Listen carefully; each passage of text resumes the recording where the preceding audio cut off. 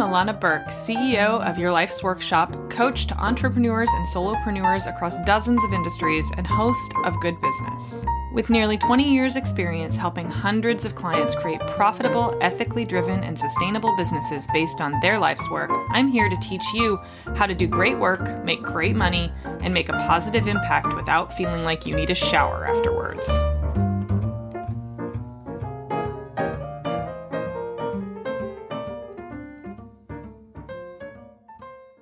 Welcome back to the Good Business Podcast. Today is an extra special episode because it is our 50th episode. And to mark that very auspicious occasion, I want to do a special episode all about yours truly that felt sort of appropriate somehow to mark the fact that I actually managed to record 50 episodes of a podcast. So welcome to it, everybody. Today is all about moi. I also want to begin by saying I hope today's episode sounds a lot better. We have been struggling with sound issues on my end, and making sure that we record episodes that sound as good as the content hopefully is really, really important. And frankly, we didn't realize that we were putting out some sound that was a little bit subpar in the last several episodes. So from now on, hopefully everything sounds much better to you. It definitely sounds better to me. All right, without further ado, I would like to jump right in. Today, I'm going to talk a little bit about what I do, why I do it, and why I continue to do it after almost 15 years at this. So I hope you guys won't mind indulging me for a little while. I get asked these questions a lot, so I'm operating under the assumption that you're interested in my backstory and my big why. The first thing I want to say is a little bit about the big why thing. We've all heard about the idea of the big why. I've covered it kind of extensively here and in other places.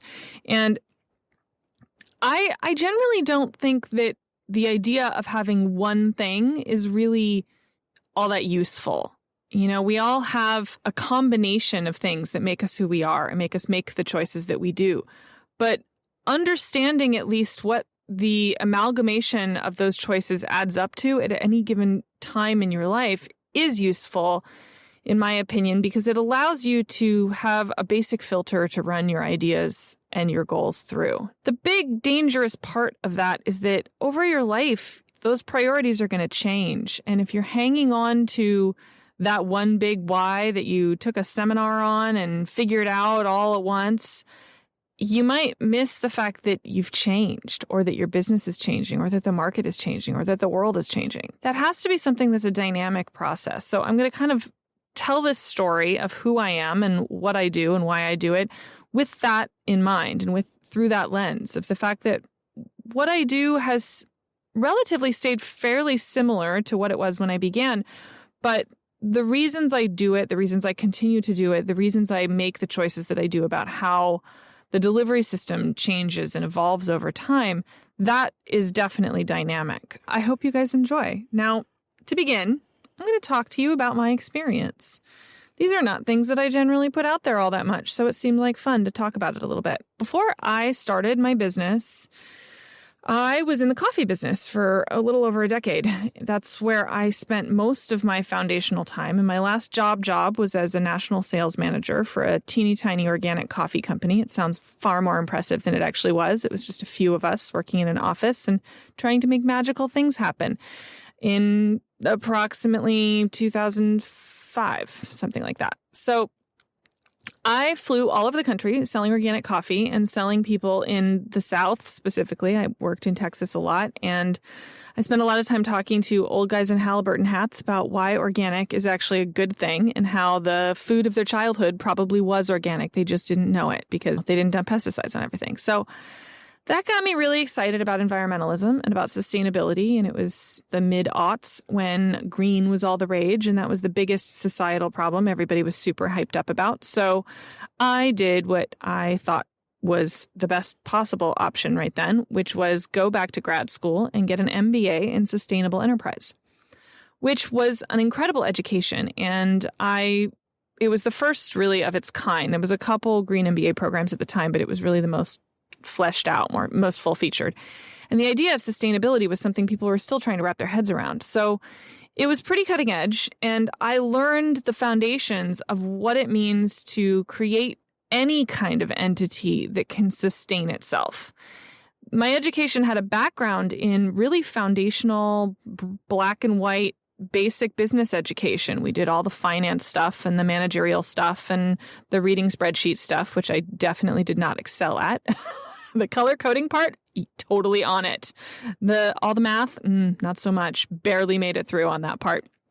Still struggle. Had to promise my finance teacher, in fact, that I would hire an accountant first thing when I started a business, and I kept that promise. I also, though, learned about all kinds of really interesting sustainability initiatives and frameworks, concepts like backcasting and cradle to cradle, and how to think critically about problem solving, which was the really biggest that was the biggest takeaway from my education, was learning about how to critically problem solve for change in leadership. That's the stuff that I carry forward with me and still deploy every single day. Now, all of the other pieces, the marketing pieces, the managerial, financial stuff, all absolutely factors into what I do. But that piece, the critical thinking part, that was the most critical and the most valuable for sure. Once I went through grad school, I came out the other end and had all kinds of big ideas about starting companies and starting businesses. And what I saw again and again and again was that even though I was working in this sustainability space, everyone was trying to wedge it into traditional business.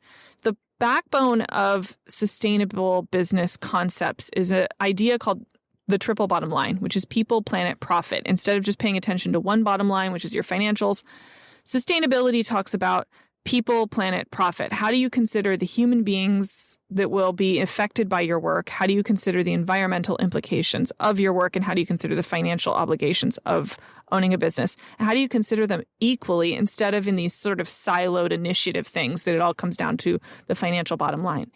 If you can actually incorporate those things as being just a way of functioning, it can be extremely successful. But when you try to tack on the people on the planet part onto a fiscal-based business, that's where things get really sticky. It doesn't always work.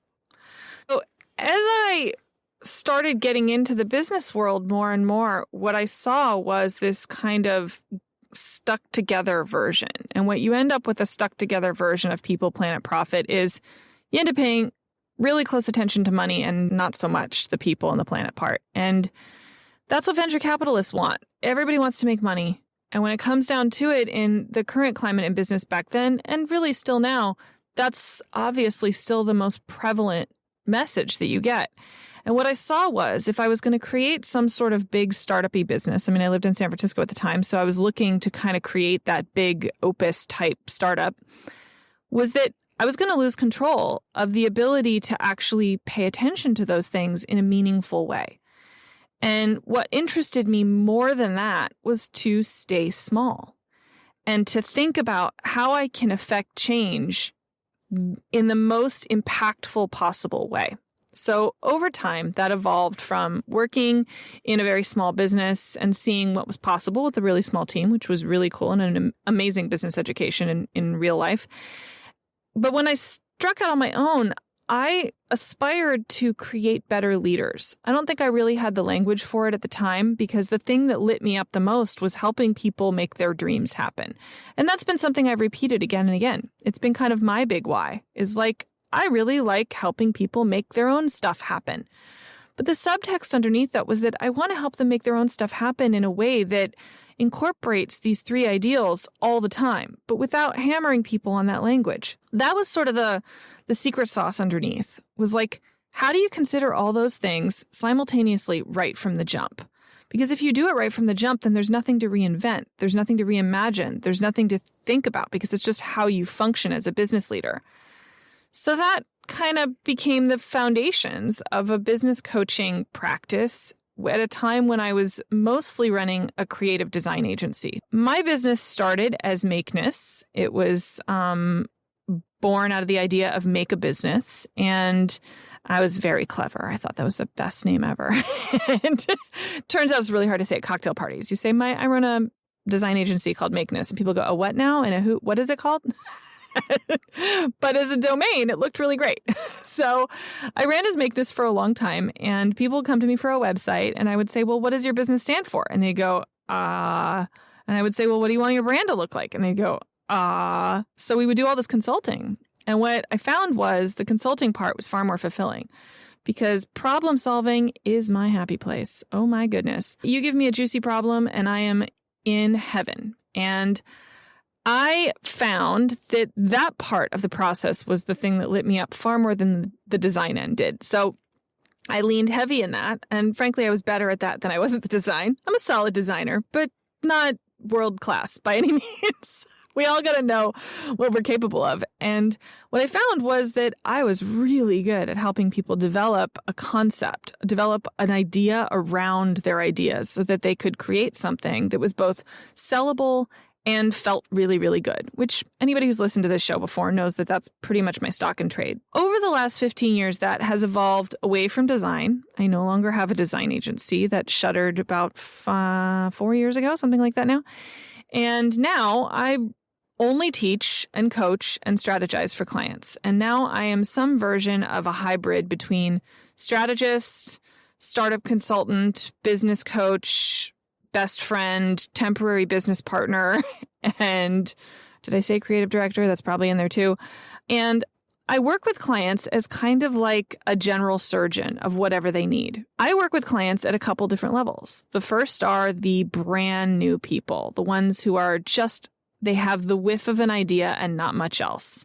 But they know that they can't do it the way other people are doing it. They know that they need somebody to guide them into doing business in a way that doesn't feel like shit.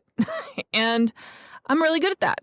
And I love working with brand new people, and I still love working with brand new people, and I hope that I always do. And it's something that I aspire to do as much as I humanly can, which is part of why I'm developing some new things that'll be coming next year to make that more and more accessible to more and more people, because it is my wholehearted belief, and this is the money shot, you guys. It is my wholehearted belief that if we can make better leaders right from the start, who don't have to unlearn all the bad habits, then commerce will change. The way in which commerce functions as an us versus them wealth building entity will change. My business is proof that that's possible. When you treat people with respect and you don't pre-penalize them for not having enough money, and you don't shame them for not being able to afford to, quote unquote, invest in themselves at the level that you think they should. When you actually empower people to do their best work, they do. And they show deep gratitude and appreciation and compensate you absolutely fairly. So if I can teach that more to as many people as possible, that's my biggest work in the world and is absolutely the thing that gets me up every day. So over time, it has moved away from, I like making people's dreams happen. That part's still fun, but that's not the thing that lights me up. The thing that lights me up is the possibility that comes with making people's dreams get off the ground ethically, responsibly, and with a triple bottom line concept in mind. I want to raise up leaders who don't know another way to do it, who aren't just following the people in front of them off a cliff or into financial wealth without any regard for who they can help or who they harm in the process. Because people have a lot more power than they realize. You have a lot more power than you realize. And I want to make sure that people know that.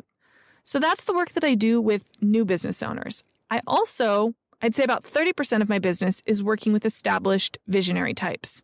People who have hit a level of pretty significant success and who still feel like all the moving parts don't fit together. Or they might be the people who followed all of the advice into the dark places of shame-based selling or high-pressure selling or all the heavy-duty sales crap that we've all seen that I don't have to go into great detail about, and they don't like it. It hasn't made them feel good. They have high rescission rates. They have a disconnected team. They feel like they're just grinding away at something and they don't know what to do about it because they love their work, but their business has become an animal that they barely recognize or don't enjoy anymore. That's my other sweet spot. How do we help take that apart and turn what power and equity they've built into something that can both reach more people and thrive for them as personal human beings so they don't have to feel like they're at a grind all the time? So I work with a few best-selling writers. I work with some incredible artists. I work with some brand new little baby newbie businesses that are just starting out. And not a whole lot in the in-between place. It's like those who have established themselves or those who are just starting out. Those are the spots that I work. I always aspire with both groups to become obsolete. All I want for my clients is to get to a place where they no longer need to run ideas past me, where they've learned the critical thinking skills and they've learned how to evaluate problems, ideas, and opportunities in front of them in a way that helps them make decisions from the heart and the head all at the same time. Now, some of my clients work with me for a course of 9 months to begin, and then they're done, and they feel like they got what they needed. They've developed those skills, and they're ready to fly out of the nest on their own. Other clients work with me for years at a time. I have clients that I've worked with for 5, 6, 7 years, and then sometimes they just come back for a tune-up after a few years. I have other clients that do intensives with me that's just a couple of days, and we dive in head first, and that's all they need from me. I'm a really flexible coach. I try to work with people in the way in which they best function. And I also work with people to make things as affordable as I possibly can. Now, this is not a sales pitch. This is just an overview of my work and my business because I don't talk about it all that much. I have worked with a pay it forward fund. I think I did an episode on this a while back for quite a long time. So the clients who can afford more, pay more. The clients who can't, don't. And one supports the other transparently. And you'd be amazed when you ask somebody who makes a lot of money if they'd be willing to pay an extra $50 or $100 or $200 a month for their coaching to support the work of someone coming up behind them. You'd be shocked at how many people say yes. And you'd also be shocked to know that the people who benefit from those pay it forward scholarships who are on their way up, how many of them send me money for years afterwards to pay it back or pay it forward, as the case may be. In fact, I got a check last week from somebody who I worked with so long ago. They benefited from a scholarship so long ago that I didn't even recognize their name. And they sent me $500 in the mail to pay it forward to the next generation of business owners because they had hit the success that I set them in motion for. So the work that I do is proof that the work that I do works. How I function, how I work in my own business. I have a balanced schedule. I make a great money. I get to do things on my own terms, and my clients are over the moon happy. And I'm also flexible and human all the time. And everybody wins. It is actually possible to make everybody win. But it's hard work to fine-tune that over time. And I've put in the time and I've put in the work. And I help my clients do the same. So that is my professional story. And maybe one day I'll do a personal one. But today, I think that's about enough. So thank you all for joining me today and always, and for joining me for the past 49 episodes. And I hope you'll join me for the next 50. I hope you guys had a really nice day today, and I hope wherever you are, it's springtime and it's beautiful and you can enjoy a little bit of fresh air. Have a great day, everyone. Bye-bye. Thanks so much for hanging out with me today. For more information, visit yourlifesworkshop.com.